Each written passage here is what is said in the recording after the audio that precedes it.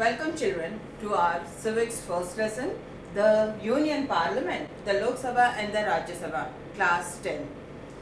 When you are talking about by the name itself, just go into your name here. The chapter says it is Union Government and Lok Sabha and Rajya Sabha is the subtopic there.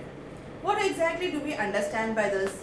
It is Union Government in the sense there are some or the other combinations we are having, and in that combination we have two of the platforms like it is Lok Sabha and Rajya Sabha. So we shall be discussing all these things in detail. And it is when you talk about your civics, it is altogether about the rules and regulations. So you should be very careful, and these all rules and regulations relate to your country and you to know about as you to be the good citizen of the country. It's very essential. Until 9th and 10th, in 9th and 10th what happens, the rules, the essential rules are given so that you be a better citizen in a country. You know your country better. When something violation is going on or you are in some of the problems, what are your fundamental rights and all things you should be knowing for you to be a better citizen of this country, to enjoy the country. These are the minimum essential things. So let us make a start of this one. Like it is first one we are talking about, it is meaning of parliament. What exactly we mean by parliament? We keep on saying it is parliament, the sessions are going on, there are meetings going on, somebody like speaker is in there. We keep on listening these all things in the news. But we are supposed to understand the whole of the pattern. What exactly is this parliament? When we say parliament, it is like all the elected members assemble there. We have each and every word coming here and you should be very careful about the words. The elected members, here the elected members are Lok Sabha and Rajya Sabha. Again, how those things are going to be, how are they going to happen? Everything you will be getting in detail. Now just come to your parliament part. Later on we shall be discussing what this Lok Sabha and Rajya Sabha is, how the elections goes on and how the members are seated there, how are they appointed there, everything will come in detail. So the first one is parliament. In parliament our government has given and it controls the three organs like it is legislative, executive and judiciary. These are the main organs in which our whole of our government is being controlled. Means some of the powers are given, some of the responsibilities are given to the legislative. When we say legislative, it is the elected members are in this group, in this organ. Then we have the executives who execute the rules and regulations formulated by the legislative. Then we have the judiciary who is taking care of the law and order of the country and seeing nothing is being violated. If something gets violated, it takes charge. These all things we have written in this form. We did not write one below the other. We are not saying something is greater. When we say the political people, we feel as if they are little powerful. But it is not the powerful, but it is the higher responsibilities they hold. So we put these three in the horizontal form. So in this horizontal form, we have the legislative here, the elected representatives who are going to think about the country, who are going to work for the country, the rules and regulations, the law making process goes on in legislative assembly. And next the executive goes on with the rules and regulations whatever or the policies whatever have been formulated, they should be executed in the country in a proper way. Who these people are, that also will be having. Now we have the judiciary who are the selected people. They have a particular examination and they are selected people and they are into that higher post like this, right from the district local court to the Supreme Court. Those people will be selected there and they are appointed. So this is how the parliament is. We are talking about all these organs collectively. We say the government is holding these three and this is the meaning of your parliament. Take up to the second point here. Federal setup of India. This is a new word again. It is federal setup. What exactly we mean by this federation? Something we have talked about in a very local language or in a very simple language. We keep on saying it is power sharing. We share the power. We don't want the power to be in one hand as we used to have in the before times, like it is monarchical powers. The king was having the whole of the power and his ministers were doing some of the responsibilities, taking up the responsibilities, but the final decision is in the hand of the king. was in the hand of the king. But here that federation doesn't allow that one. Rather, it is splitting the splitting the powers and they are giving to the other organs. So everywhere the power is distributed and we can work properly. At the same time, the powers are distributed here. At the same time, they don't interfere into each other's power. They don't advise, they don't interfere, they do whatever they have to do, so the work goes on smooth. If there is interference, obviously there is a clash and a conflict. So the powers have been designed in such a way that we are not interfering, rather we are independent. These organs are independent. And independent organs having their own responsibilities, their own rules and regulations, but everything is written in the constitution, and according to that constitution only the work will be done.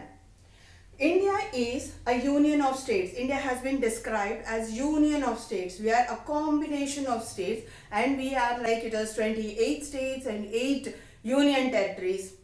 From the beginning of our social studies we keep on learning this one. So it is a union of states. In this union of states, India constitution describes India to be a federal country, or any of your democratic countries are federal. Democracy means we are sharing the power, so we should have federation there. So it is a federal country. So of course India also we count it to be a federal country. In this federal country, when we say it is federal country, any of the federal countries, they have two parts. It is central government and the state government. Central, as we have the elections going on and we have the group working there, like it is the Prime Minister working and his own cabinet is being elected there. And the second part we say it is the state government. State government, it is the CM and the cabinet. We have a second election for that one. So these two are compulsory in any of the democratic or the federal countries. See, I have given a daughter one. We have taken the third level also. When we have the two levels like it is central and the state, it is into your two-tier. We call it two-tier system or federation only, but we can say it is two-tier. But if it is one tier, it is not a federation.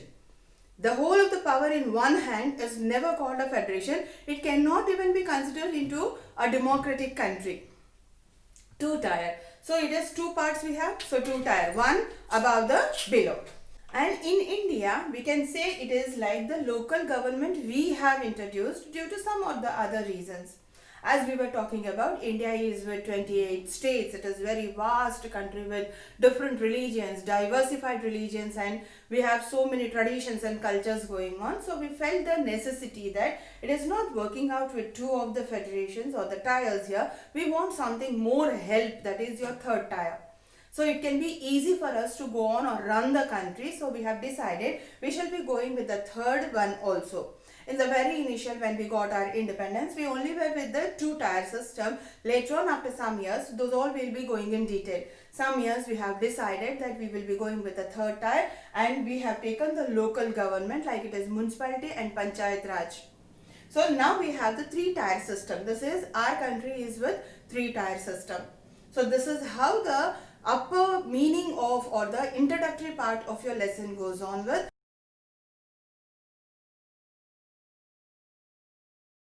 Let us look into the composition of parliament. What exactly? I said all the elected members will be assembling there, the rules and regulations have been discussed, the debates goes on. But who exactly and what are the elements we have, what are the organs we have inside and what are they sitting there, who are they? We are collectively what is known as a parliament. In that we have three parts, that is your Lok Sabha, Rajya Sabha and the President. Lok Sabha is the directly elected representatives. We elect the citizens of the country, elect the representatives. Rajya Sabha, it is indirectly elected members. And President, he or she is also an indirectly elected representative. How these goes, we shall be going in the detail, but this is the composition of Indian Parliament. In this we have three of the components. And what are the importance of president? The very local forms like it is what exactly the president has to do. He actually calls or extends both the meetings of both the houses. He calls, he even gives the extension. And he even becomes a person who is giving his consent for the passing of the bill. The final one. First, any of the bill, we shall be looking into even that one, what exactly a bill is and what is the procedure for that. So the bill, whichever is being produced or whichever is being coming from the Lok Sabha, it goes off, it has a discussion and it goes off to Rajya Sabha, and finally it goes to President to have a sign. Then it becomes a law. If President is not signing it till that particular time, it is not a law, it's just a bill. Sometimes the bill even starts from Rajya Sabha and it goes off to Lok Sabha and comes to Rajya Sabha and goes to President. And finally the President has to go with the signature. He can promulgate, he can start the ordinance. When we say ordinance, any of the bill or any of the act, whatever is supposed to be introduced into the country, that should be started from Lok Sabha. But here sometimes what happened, the sessions, we have some of the sessions, the Lok Sabha, 365 days it doesn't sit there. All the members every day they don't attend the meetings or they don't attend the parliament. We have the sessions like winter session, summer session. These sessions only they will be working or they will be going and attending the parliament. Rest of the time they are working for the particular area. When the session was not there and there is some kind of emergency, when the government or the president has to take the decision with the prime minister, and he gives that act, he makes an act and he says that is known as ordinance. Without the consent of Rajya Sabha and Lok Sabha, the act has been put into the country and the country has to follow that one, that is known as ordinance. We should be looking into ordinance also, how exactly it works.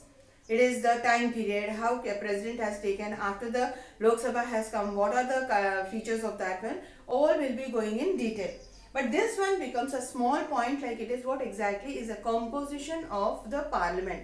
Lok Sabha plus Rajya Sabha plus president is the composition. What is the importance of president we have noted here. Clear?